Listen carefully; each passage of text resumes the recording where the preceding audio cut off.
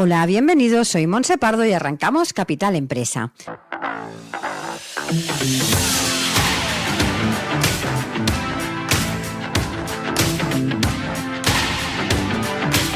Cada día, de lunes a viernes, os estaremos acompañando para hablar, como siempre, de empresas, de emprendedores y de comercio.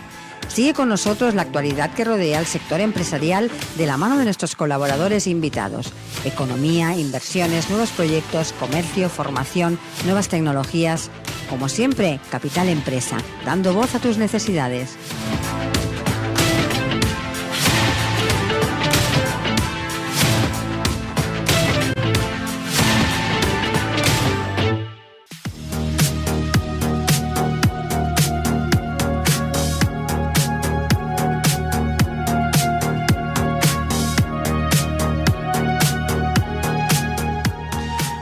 Hola a todos y bienvenidos a Capital Empresa. Como ya es habitual, iniciamos el programa de hoy dispuestos a aportarles la mejor información en relación a las pymes, el comercio, la tecnología, la innovación. Y para empezar el programa hablaremos de cómo las empresas pueden reducir su huella de carbono. Y lo haremos con el CTO y cofundador de Air CO2. Y continuaremos el programa con el espacio Digital Law, de la mano de nuestro colaborador Jesús Soler. Así que arrancamos.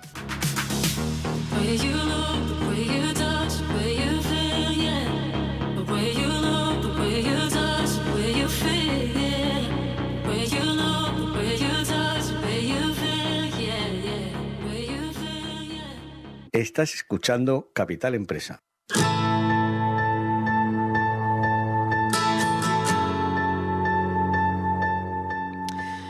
Reducir la huella de carbono es fundamental para las empresas en la actualidad. La emisión de gases de efecto invernadero es la principal causa del cambio climático y las empresas son grandes contribuyentes a este problema. Reducir la huella de carbono no solo beneficia al medio ambiente, sino que también mejora la reputación de la empresa, ahorra costes y puede generar oportunidades de negocio. Las empresas deben implementar medidas para reducir sus emisiones y contribuir así a la lucha contra el cambio climático. Y de todo esto vamos a hablar hoy con Pío Iglesias. Él es el CTO y cofundador de Air CO2. Pío, bienvenido. Hola, ¿qué tal? Encantada de tenerte en el programa. Pío, para empezar, cuéntanos y explícanos qué es Air CO2. Pues bueno, el CO2 surge pues por ese motivo que nosotros, que acabas de decir. Nosotros vimos que las empresas tenían esta necesidad de reducir su huella de carbono y las soluciones que había en el momento pues no estaban quizás a la altura de las expectativas o del momento. Nosotros lo que hacemos por un lado es el tema del cálculo de la huella. Por ahora hacemos las huellas que se denominan alcance 1 y 2, que es pues lo que contamina pues tu factura eléctrica, tu factura del agua, el gas y demás consumos más directos, y también la huella de los transportes y desplazamientos de tu empresa. Y por otro lado, lo que más nos focalizamos es en flexibilizar tu manera de compensarlo.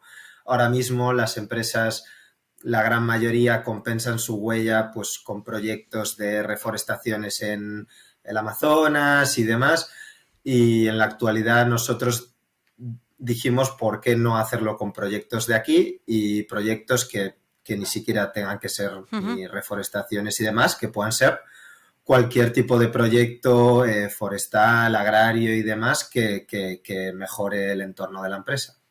Explícanos para que podamos entender cómo se fusiona todo esto, cómo funciona vuestra solución. Sí, existe un mercado desde el Acuerdo de París que es de los bonos de carbono. Sí. Los bonos de carbono se generan por lo que absorbería de carbono un árbol anualmente, que es el carbono que tú estás quitando de la atmósfera.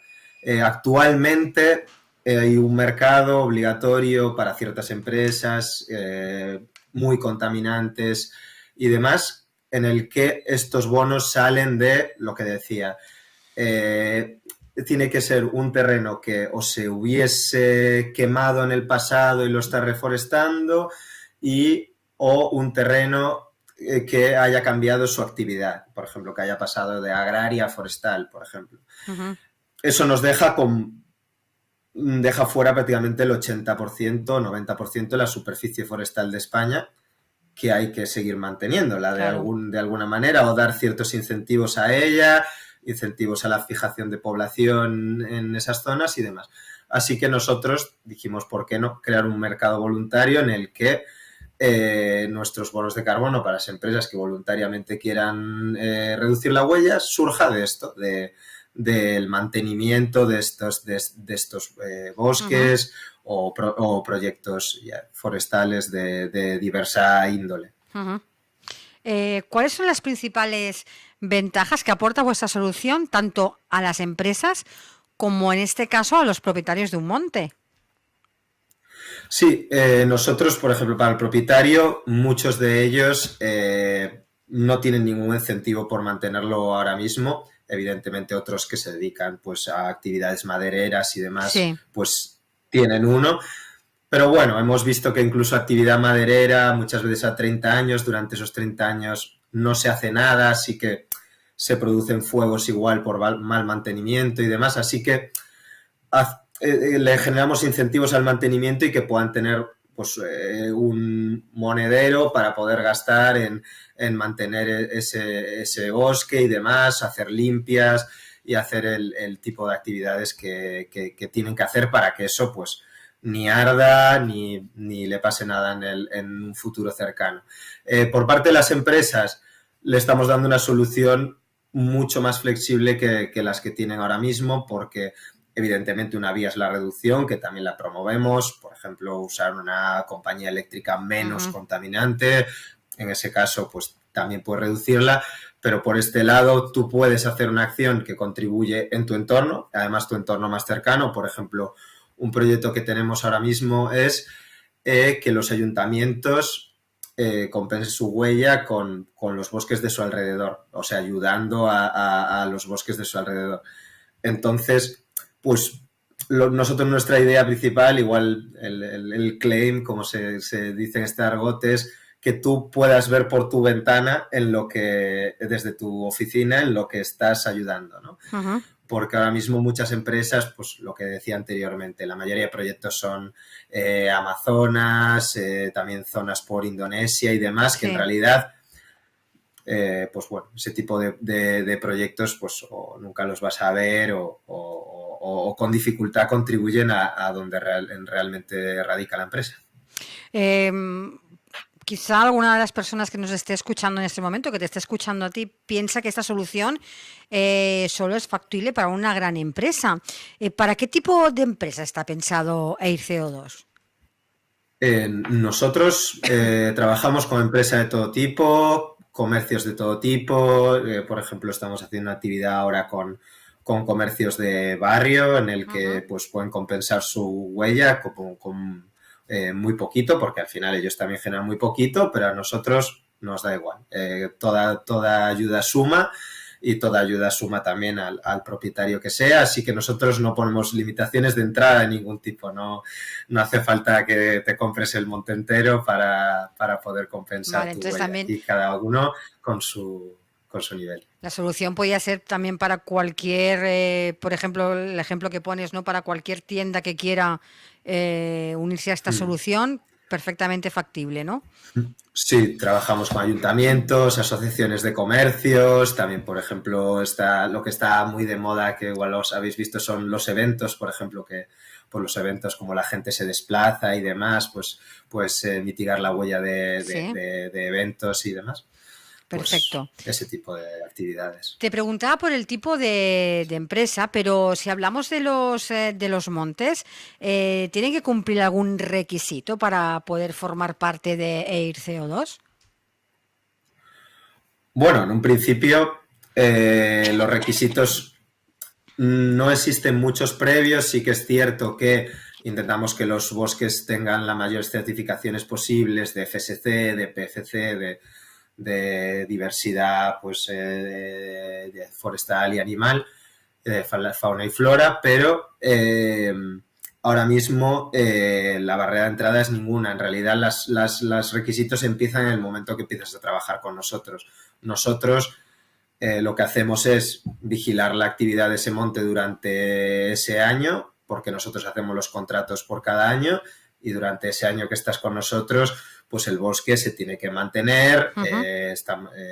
Hacemos una revisión mensual de que las prácticas que se han comprometido a hacer las han hecho y demás, sí.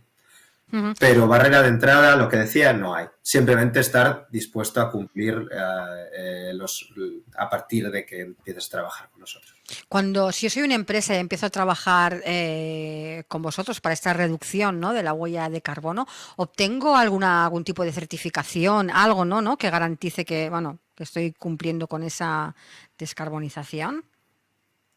Sí, actualmente lo que hacemos es la huella de carbono que te calculamos. Nosotros la subimos al Ministerio de Transición Ecológica y ahí ya quedaría registrada. Y respecto a la mitigación, damos un certificado propio. Ajá. Pío, para conocernos todavía un poquito mejor, cuéntanos, ¿de dónde surge la idea de crear Air CO2 y cuánto tiempo lleváis funcionando? Pues la idea, el germen de la idea podría decir que es más de mi socio y no mía, porque allá entonces por el año 2019-2020 estaba en México y estuvo involucrado en algún proyecto forestal por la zona, y entonces se dio cuenta de que al final, pues nosotros que somos de Galicia, de Pontevedra, aquí la oportunidad, o no solo la oportunidad, también es una oportunidad para la comunidad autónoma de que al final pues tiene el 40% o 30% de la masa forestal de toda España. Entonces, pues estando en Pontevedra, pues yo que soy un perfil un poco más tecnológico, estuvimos hablando y dijo, oye, tú me podrías echar un cable con esto, tal, porque bueno, yo participo activamente en muchos hackatones de estos que hay, además del entorno. Y bueno, pues empezamos a trabajar juntos, empezamos a perfilar la idea, también en conjunto con otros emprendedores de Pontevedra que colaboraron con nosotros en un principio y nos allanaron un poco el camino que teníamos que recorrer. Pues pusimos todo en marcha y bueno, ya llevamos pues más de un año de actividad, casi 2 años. ¿Cuántas personas formáis ahora parte del equipo de Air CO2? Pues somos 10 personas, sí. Y desde que surge la idea, ¿no?, ese germen que me decías, ¿no?, que se enciende la lucecita, ¿no?, y hasta fecha de hoy, ¿cómo nos calificarías toda vuestra evolución? Bueno, en realidad al final, como sobre todo es un mercado muy incipiente y con muchas noticias y muchos cambios continuamente. Un día tienes una noticia de, pues esto valida nuestra idea, otro día pues tienes otra de, pues no van a confiar tanto en ti por X o por B. Al final, pues vas componiendo un poco la idea de eso, también perfilando un poco de, vale, pues las empresas, esto que pensábamos que necesitaban así, no es así, sino de esta otra manera.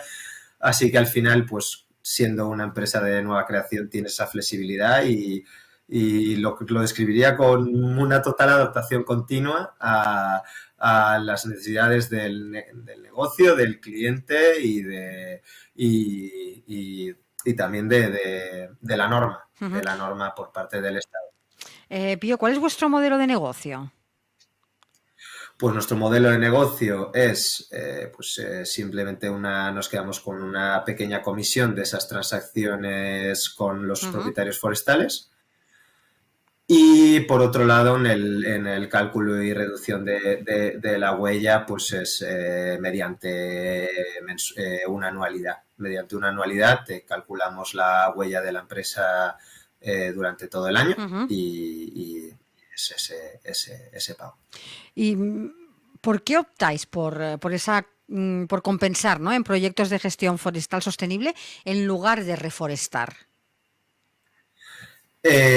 Porque por ejemplo, esta es una frase que pues incluso hemos hablado con personas que están muy cerca de esto. Incluso nos han dicho en Galicia no hace falta más monte, hace falta cuidar el que hay.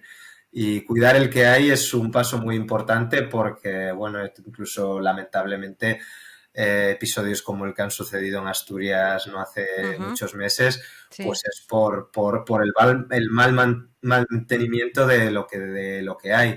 Al final, falta dinero muchas veces no para reforestar, sino, por ejemplo, es muy importante para los incendios reordenar el territorio donde está el monte, poder hacer esos cortafuegos correctamente y demás. Hay muchas prácticas de prevención de incendios y demás que no se hacen y que pueden salvar muchísimo más que tú plantes un nuevo monte ahora en una finca cualquiera que al fin y al cabo pues sería otra más que mantener.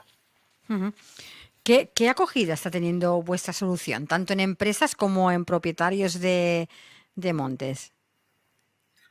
Bueno, por ahora, pues bastante buena. Yo creo que la sostenibilidad está a la orden del día. La acogida, pues bueno, siempre está reñida con el precio en este caso, porque efectivamente al final, pues, aunque que reduzcas un riesgo y aunque sea una parte importante de la marca de una empresa a día de hoy, la sostenibilidad, pues nosotros siempre vamos a tener que ser muy competitivos en precio porque es algo un poco más exógeno a su producto en sí. Pero bueno, yo diría que la acogida ha sido bastante buena. La verdad, para una empresa de nueva creación, bastante bien.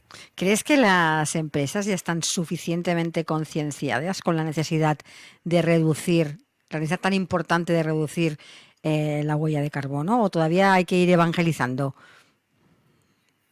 Yo creo que hay que ir evangelizando, pero me sorprendió que nosotros que empezamos realmente en la época del COVID, que fue bastante mala para todas las empresas seguían concienciadas y, por ejemplo, el tema de la sostenibilidad no pararon con él, que realmente era de lo más fácil que podían sacar por la puerta. Quiero decir, al final era una situación límite para muchas de ellas y decidieron seguir comprometidos. Así que yo creo que está aquí para quedarse. Ahora que, si Dios quiere, pueda venir otro ciclo económico bueno, pues incluso mejor que mejor.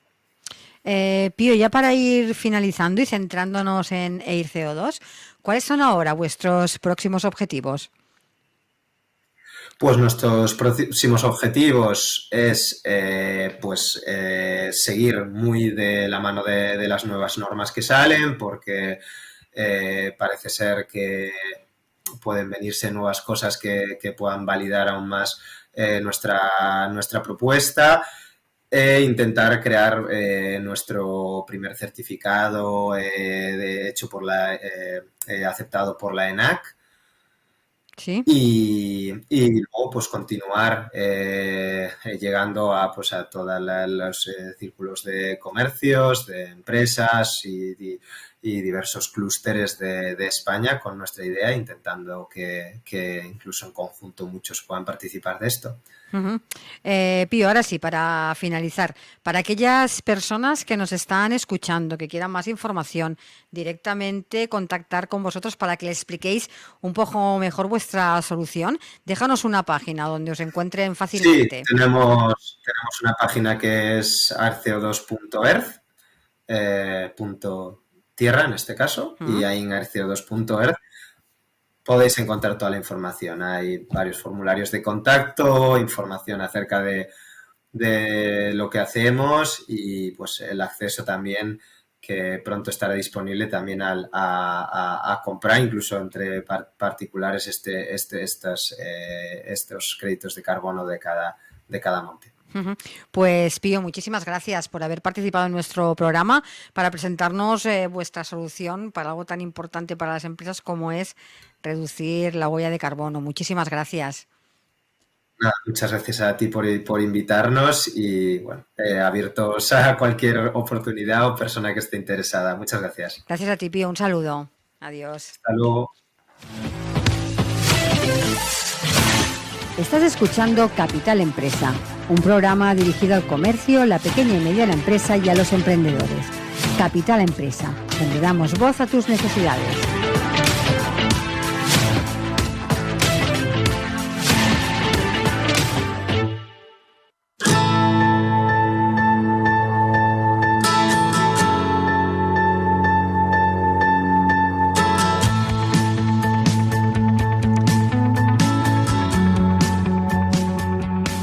Continuamos el programa con nuestro colaborador, con Jesús Soler, abogado experto en tecnología en el espacio Digital Law. Jesús, bienvenido. Buenos días. ¿Qué tal? Pues bien. Bien, como siempre. Como siempre. Va a estar mal sin pudiendo estar bien. Ahí está. Es pura filosofía. ¿De qué hablamos hoy? Creo que nos quedaron cosas. Sí, nos quedaron pendientes. cosas de la semana pasada. Bastantes, porque eso da para mucho. Y porque todavía no me la he leído la versión en español. Cuando me la lea la versión en español. Queda mucho más. Ahora y lo que va a quedar. Saldrán más cuando la publiquen, bien publicada, etc., traducida.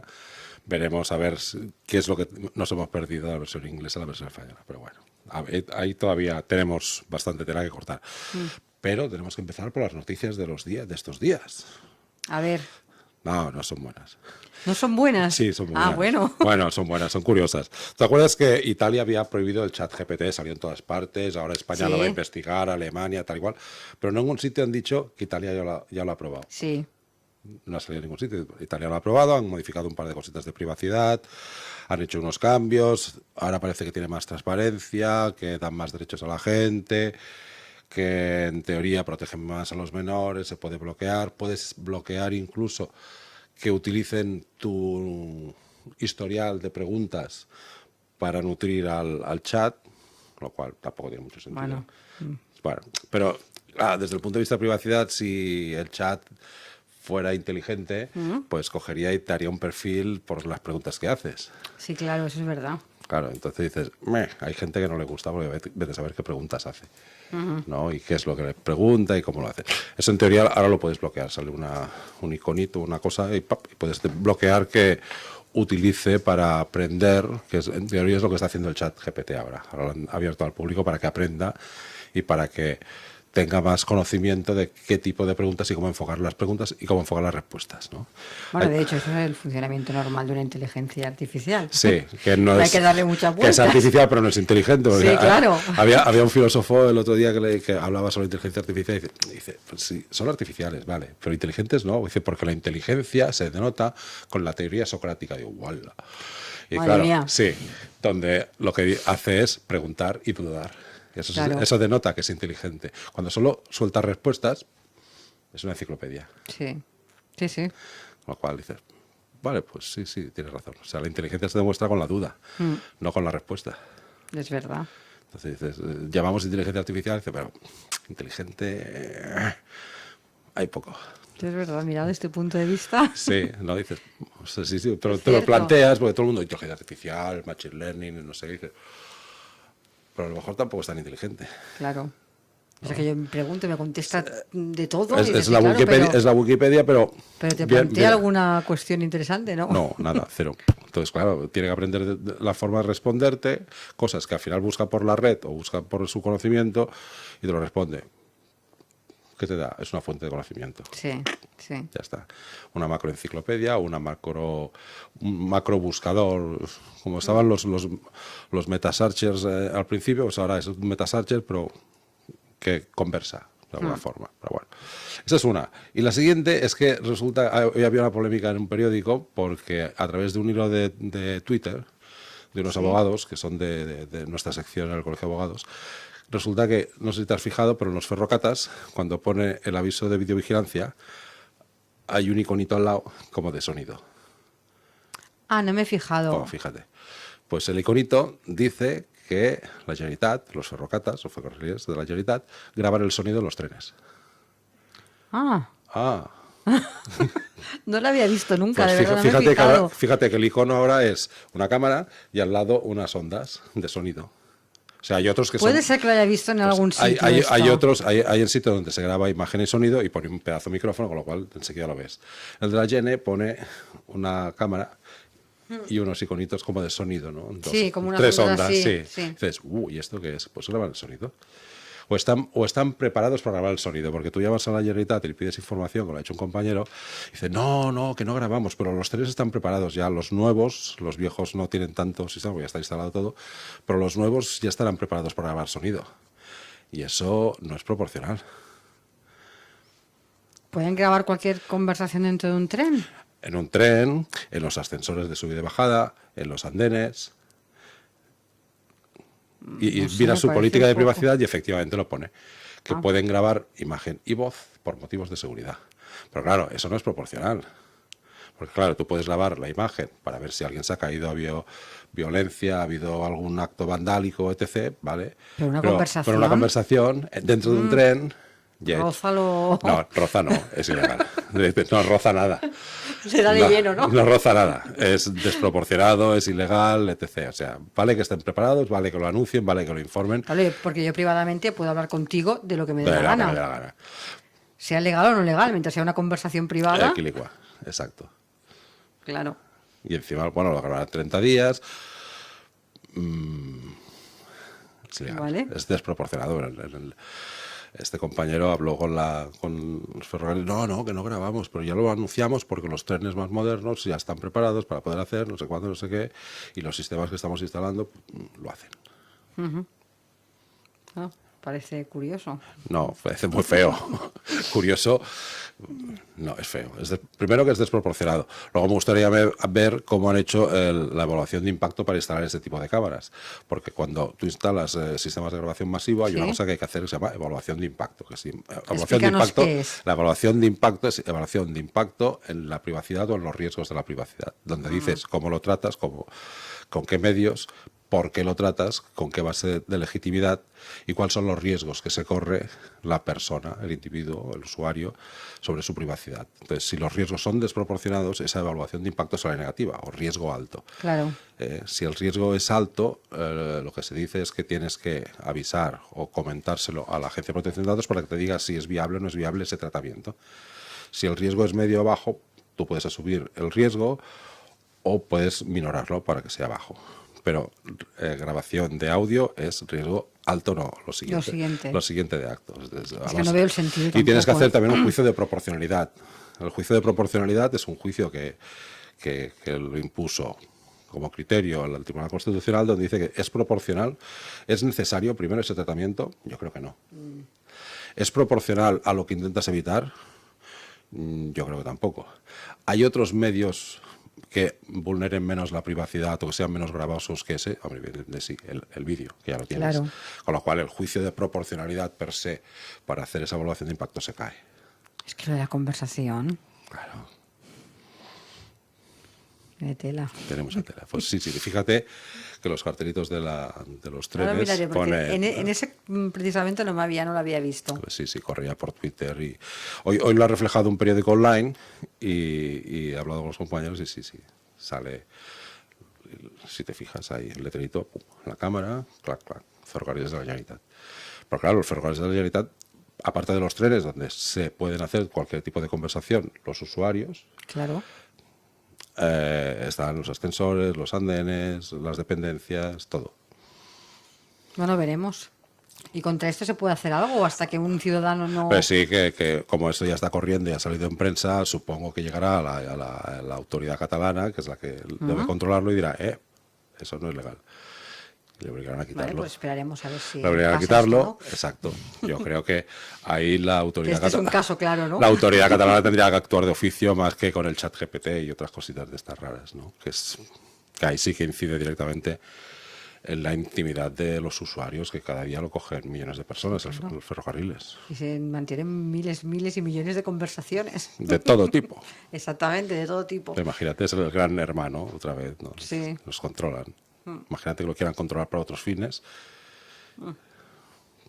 Bueno, veremos cómo acaba, ya nos dirás si... Sí, hacen? supongo que el hilo continuará o esperemos que la administración haga algo de oficio, cosa que dudo. No sé, no se puede hacer... Sí, se puede hacer de oficio, Sí, ¿no? sí. No, la autoridad catalana lo tendría que hacer de oficio. Ah, vale, dudas que se haga. Yo pongo mis dudas Bueno, en que se haga. dejaremos ahí a ver qué pasa. Pero bueno. Bueno, veremos. Sí, lo veremos, ¿no? Pero bueno, tenemos que hablar de nuestro libro. Sí, porque si no, tendremos que hacer Mica 3. Un tercer programa sobre el Mica y veremos exactamente. A ver, espera, y entonces a lo mejor ya lo han publicado y todas esas cosas, ¿no? La semana pasada nos quedamos en las medidas, en cómo tenía que funcionar, las definiciones, Sí. cómo estaba más o menos estructurado, normas y con todas, qué sí. finalidad se había hecho esta Sí. regulación, qué posibilidades había, que está bien. O sea, Sí. cada vez que lo lees un poquito más dices, bueno, tiene sentido. No, tiene sentido. te dan seguridad Sí, y- te da más seguridad. Encima, por ejemplo, una cosa que dijimos el otro día, los proyectos por debajo del 1.000.000 de euros no están fuera del radar. O sea, tú puedes hacer una emisión de hasta 1.000.000 de euros y más o menos está fuera de la norma. Tú tienes que seguir la norma por definición porque si no te la cortan. Sí, claro. Pero no te hace falta las autorizaciones ni las normas Vale. tan estrictas. También un proyecto de 1.000.000 de euros tampoco es demasiado goloso para los inversores, ¿no? Claro. Quien se plantea invertir. Claro, entonces dices, un proyecto, el otro día hablaba con un compañero que tenían un proyecto de hacer un portal, bueno, una cosa muy... Digo, y el presupuesto, 5 millones. Entre desarrollo, publicidad, tokenización, etc. Vale, tiene sentido. Es un proyecto Sólido, ¿no? Sí, Dices, exactamente, eso tiene que con haber base. una emisión de tokens por debajo del 200.000. millón, 200, 300.000 euros es, bueno, saco un token para divertirme y a ver qué pasa, ¿no? Claro. El perro dog, el Dogecoin, todas estas coins raros que dices, bueno, dejo que fluya, le meto redes y si fluye y sube, pues Pero esto, recupero. inversiones fuertes no tienen. No, pero además justamente el Mica lo que pretende justamente es eso, depurar el mercado de todas estas cositas. Que a ver, que si tú quieres Que hacerte... los que lleguen que sean un Claro, proyectos sólidos y claro. con algo detrás y con... Que si tú quieres hacer un token para jugar o en el colegio o en una institución o un club social o lo que sea, pues bueno, puedes jugar y eso te permite estar debajo del radar. Pero cuando pasas del 1.000.000 de euros ya empiezas a tener la aplicación de las garantías, que es lo que nos importa, ¿no?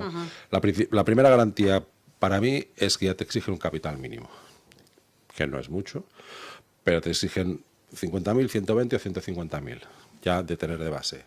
Dices, bueno, ya no Como es poco tienes que venir y decir... Sí, ya no es el típico que te venía por el despacho, tengo un proyecto maravilloso, fantástico, bla, bla, bla, tal, pum, y que necesitas, no, financiación, porque tal, digo, ¿cuánto has puesto tú? 5.000 pavos, 8.000 pavos. Claro. Ahí no anem bé. ¿Y tú qué quieres? Hacer una ICO para sacar 2 millones al mercado y, o sea, tú solo arriesgas 8.000 o 10.000 Y lo en demás cambio lo ponemos obtienes claro. 2 o N millones del mercado. Claro. Luego tienes otro problema, que es que si no tienes la financiación previa, esos 50.000, ¿cómo te vas a poner a hacer todas las autorizaciones necesarias? O sea, solo la tramitación en España, que te puede llevar de 6 a 12 meses, exige un gasto jurídico, gasto administrativo, documentación, viajes, presentación de cosas, y eso al final es dinero.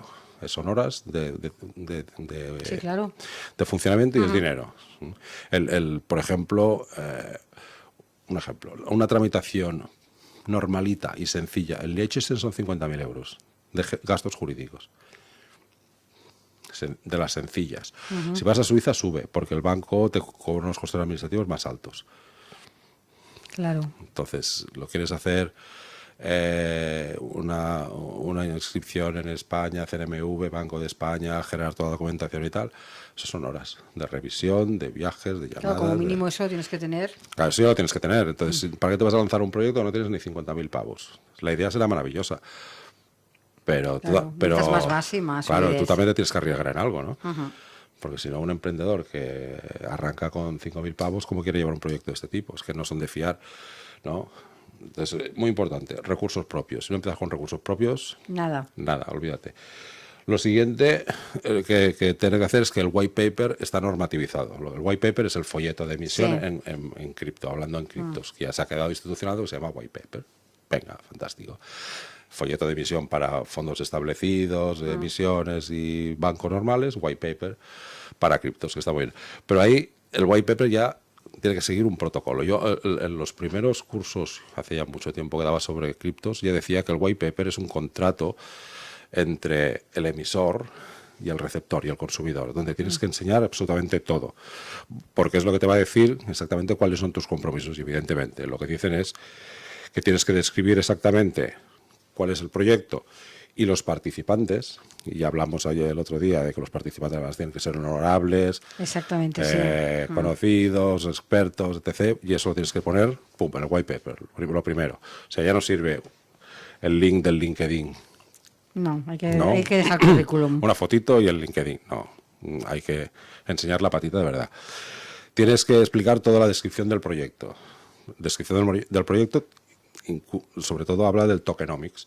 Que el tokenomics, alguna vez hemos hablado del tokenomics, o lo habló Alberto, es la descripción económica de la emisión del token, donde dices cuál es la oferta, cuántos tokens vas a emitir, a qué precio, cuál va a ser la evolución, qué precios salen con un vesting, que los van a estar bloqueados, qué va a pasar con la siguiente emisión, si tú haces una emisión con descuento, qué plazos, etc. O sea, todo lo que es la parte económica.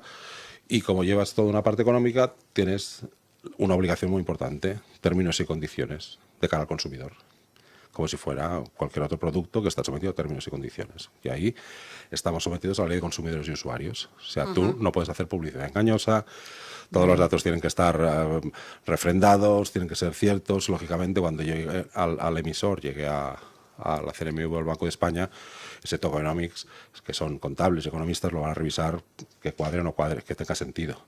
No, porque hay muchas veces que ves proyectos de tokenomics y dices, este no, ¿quién se lo crea? No tiene sentido. Pero bueno. Otra parte muy importante, derechos y obligaciones del comprador. Sí. Igual con los términos y condiciones, derechos y obligaciones del comprador.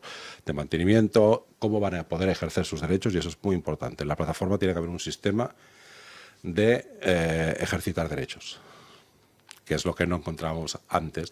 Había una ICO que la emitían, que parecía ser que estaba en no se sabe dónde, y cuando intentabas enviar un email a no se sabe qué... No dejan de pedirte total transparencia del proyecto. Claro, que es lógico. Es decir... Que es lógico. Otra cosa muy importante, la tecnología subyacente. Que esto lo tienes que poner un poquito en clink, porque claro, la tecnología es una tecnología emergente. Y la tecnología subyacente es, vale, blockchain, ledger distribuido, DLTs, todo lo que tú quieras, en la cadena de tal... Pero hay una serie de tecnologías dentro, de algoritmos, que hasta qué punto, algoritmos, que al final son ecuaciones, hasta qué punto las puedes transparentar o las puedes ir mutando durante la fase del proyecto, que eso suele pasar, ¿no? Otra parte muy importante del white paper, la descripción de los riesgos. Eso sí que es importante claro. También. O sea, si hay garantía, si no hay garantía, si lo puedes perder todo, no lo puedes perder todo. Igual que cualquier emisión de fondos. Sí, es que ya lo dice, que beneficios pasados no garantizan beneficios futuros. Así, pero desarrollado, ¿no? Entonces, ¿hasta dónde va a ir? Porque, por ejemplo, en fondos hay fondos que tienen coberturas con acciones estables o con acciones más sólidas, y ya te dicen la fluctuación por dónde va a ir. Aquí va a pasar algo parecido. Una declaración de responsabilidad del emisor. O sea, que en caso de que pase algo, ¿cómo se va a responsabilizar? Primero, responsabilidad de que, oye, yo cumplo el MiCA, cumplo consumidores y usuarios, cumplo prevención de blanqueo de capitales, muy importante, porque la empresa está sometida a la prevención de blanqueo, y como está sometida a prevención de blanqueo, tiene que hacer su manual de blanqueo explicándolo absolutamente todo. Y la siguiente, que están sometidos al RGPD, a protección de datos. Claro. Con lo cual ahí vamos a ver exactamente qué van a hacer Bueno, los datos. No dejo de ver ahí unas normas completamente lógicas. Exacto. Las reglas del juego en Europa son, vale, primero el MiCA por la actividad, venga, prevención de blanqueo, porque estás haciendo transferencias, estás utilizando dinero, a ver de dónde viene y cómo lo tienes que utilizar, normas normales de prevención de blanqueo de capitales. Y RGPD porque estás utilizando datos de ciudadanos europeos o de terceros. Con lo cual dices normas. Y como todo eso afecta a consumidores, seguir las normas normales de consumidores y usuarios. O sea, no hay nada extraordinario, sino que tienes que salir con unas normas que son las habituales de cualquier proyecto que se te ocurriera. Pero claro, acuérdate que siempre estábamos con los proyectos que se hacían antes, que era... Yo lanzo un white paper, explico que mi producto es maravilloso, consigo recopilar o no N millones en iba tokens. Bien o no iba bien, y si no iba bien desaparecía, Dios muy buenas. Y yo creo que con esto se pretende hacer una criba, eso es. Proyectos sólidos, transparentes eso y... Es. Luego chocaremos con los problemas de la administración de agilidad, de rigurosidad, etc. Pero bueno. Pero bueno, de momento está hecho, el camino está... Sí, otra cosa es que luego la administración ponga las normas claras, un guión. Cuando presentas un folleto en CNMV, siempre pues ya lo tienes más o menos estandarizado, pero siempre te ponen pegas, porque siempre hay cosas que hay que modificar, corregir, Sobre etc. todo los inicios. Exacto, pero siempre un folleto de emisión siempre lleva 2 o 3 revisiones hasta que te lo aprueban. Ya es el juego, ¿no? Ya entra dentro de la norma. Sí, ya entra dentro de la norma, ya nos conocemos. Y en esto pasará 3/4 de lo mismo, pero al menos dices, ya sabemos las reglas del juego, ¿vale? En el white paper, lógicamente, al principio o al final tiene que haber un resumen ejecutivo, o sea, toda la parrafada está muy bien, pero al final resumen ejecutivo, obvio, ¿no? Que con una descripción sepas los participantes, pam, pam, pam, un golpe de vista, Sí. básico. Y, lógicamente, la firma del responsable, etc. Y una cosa muy importante, A ver. que hay cierto choque con lo que es la CNMV o el tema de cómo funciona la bolsa, que en teoría este tipo de productos tendría que tener derecho de desistimiento. Claro. No es un producto financiero al uso. Y tendríamos que entrar a la ley de consumidores y usuarios, 14 días de desistimiento. Porque en el MiCA no me habla de que sea un producto diferente de un producto de consumo al tokenizarlo. O sea, no es compra de divisas, compra de valores, etc. Donde ahí tiene otra forma de funcionar. Aquí, en teoría, yo no lo he encontrado. Con lo cual chocaríamos con consumidores y usuarios y 14 días del desistimiento. Imagínate una ICO donde tienes una precompra con un descuento del 20% durante el primer mes. Yo no he encontrado todavía donde, si tú no compras, estás sometido a derecho de desistimiento. Tendríamos que acabar de mirar un poquito más, pero yo no lo he encontrado. Lo cual, Vale, entonces, en este momento, si yo creo que en ese plazo quiero volverme para atrás, tengo todo. En este De- momento tengo todo el derecho. Yo creo que el derecho de desistimiento entra. Porque no está configurado como dinero, está configurado como tokens, como activo. Claro. Entonces dices, la propia descripción, dices, es un producto. Y si es un producto, sí que es Y verdad. Y es un producto, vale, tiene unos perfiles financieros muy importantes, está sometido a una serie de reglas, pero yo creo que en normas de consumidores y usuarios, porque no es dinero, no son acciones, es otra cosa. Y al ser otra cosa, entra dentro de esa norma. Y Entonces, eso también lo tienes que reflejar en el... claro, Claro. evidentemente. Porque la ley de consumidores y usuarios dice que si estás sometido a las normas de derecho de desistimiento de 14 días y no lo pones, tu derecho de desistimiento es de 1 año. Vale, entonces hay que estar. Tiene que Entonces, estar. si no lo dices y al final estás sometido a consumidores y usuarios y no has mencionado que tienes 14 días para desistir de la compra, Yo tengo 1 año para tienes 1 año. echarme para atrás. Vale. Sin ningún motivo. O sea, Sí, como la ley de porque yo lo valgo. usuario, sí. Con 14 días es, oye, que lo quiero devolver y punto. A partir de los 14 días lo puedo devolver, pero si hay garantía, alegando, y si hay garantía, rotura, o alegando, lo que sí. sea. Pero si no dices nada del derecho de desistimiento, ese derecho de desistimiento se extiende durante 1 año. 1 año y sin razones que tengas que dar, simplemente. Por no haberlo exacto. avisado. Y yo no lo he encontrado todavía. O sea, esperaré, ya te he dicho que hay que esperar a leerme la norma en español en profundidad porque no es fácil. Ya me imagino. No es una norma especialmente amable para los abogados, porque por tal como está redactada, porque es complicada, ¿no? Y cómo se describe todos los productos, exactamente cómo... Y al final tienes que hacer ese análisis de la norma. Por eso digo, da para 1 no, para 2 tampoco, para 3, 4 o 5 programas cuando vas analizando incluso producto a producto. Claro. Los que están por debajo del radar, venga, vale. Los NFTs, vale. El NFTs no entra cuando estás dentro de un NFT único. Pero cuando lo fraccionas y haces trocitos del Eso lo NFT, hablamos ya la semana pasada, sí que sí. entras, vale. ¿No? Entonces, cuando es un DeFi, que es una empresa que hace DeFi, pero hace otras cosas, ¿entras o no entras? No, solo hace DeFi. El producto es un producto financiero, de finanzas descentralizadas. En teoría no entra, pero como los tokens muchas veces no son puros, todos son híbridos, ¿Sí? la mayoría son híbridos. No puedes decir, este es un token, esta es una cripto, vale. Este es un token de utilidad. Muchas veces los tokens de utilidad y de seguridad tienen perfiles que están cruzados, son híbridos. Entonces dices, el DeFi tiene mucho de hibridación también. Entonces cuando hablan, dicen, no, pero el DeFi como productos evolutivos y tal y cual, en teoría no entran y van por la norma general de la CNMV. Sí, pero muchos DeFi son híbridos. Entonces tú ya colocas, puedes hacer cosas de DeFi, por ejemplo, un sistema normal. Binance tiene parte de DeFi y parte normal. Sí. Con con lo cual tiene que entrar en la norma, registrarse, que ya lo ha hecho. Y además me parece que ha abierto sucursal. Está registrado en España y ha abierto sucursal en Europa, en París, creo que lo ha hecho. Pero tiene su parte normal de exchanger, de depositario, etc. Y tiene una parte de DeFi. Entonces, si solo fuera DeFi exclusivamente y no tuviera control de los wallets ajenos ni custodia de tokens, podría decir, bueno, vale, pero todos son híbridos. Sí, es difícil, iba a decir yo, qué difícil es encontrar... Claro, o sea, además en el mundo cripto, todo está muy hibridado. Y para iniciar un proyecto de DeFi tienes que tener wallets, custodias de wallets, custodias de criptos de terceros. Automáticamente ya eres híbrido. Exacto, pero en teoría se dice. Sí. ¿no? Y tanto esta norma como la norma piloto de regulación de las DLTs, etc. Y la norma de transferencias. Te dices, ya, pero es que a la mínima entras, ya está. Regístrate y olvídate. Sí. ¿no? Pero siempre habrá alguno que piense que es un gran genio de las finanzas, que ha montado una finanza descentralizada y que era, no, yo estoy fuera de la norma. Si analizamos puramente un producto de DeFi, entras. Y lo fácil es entrar y registrarse y a partir de ahí... Sin problemas. Los problemas del registro. Bueno, pero fíjate... es que si luego... por la pequeña cosa tienes que registrar, tienes los mismos problemas. La gracia aquí está en hacer un proyecto atractivo, iniciar los procedimientos de registro, publicitarlo mucho, para que venga un mayor y te lo compre.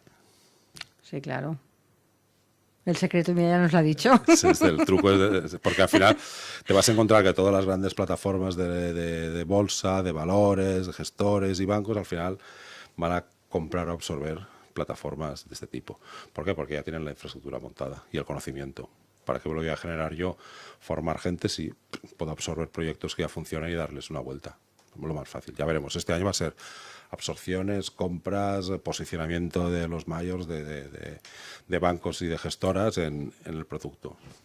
Lo veremos. Bueno, pues vamos a ir viendo. Seguramente cuando te la hayas leído, la hayan traducido. Haremos un 3, haremos la versión 3. Vamos a tener que hacer la versión aquella 3. Hacemos el resumen ejecutivo. Exactamente, eso iba a decir, el resumen haremos ejecutivo. Un resumen ejecutivo del MiCA. Pues Jesús, como siempre, muchas gracias y nos vemos la semana que viene. La semana que viene más. Saludo.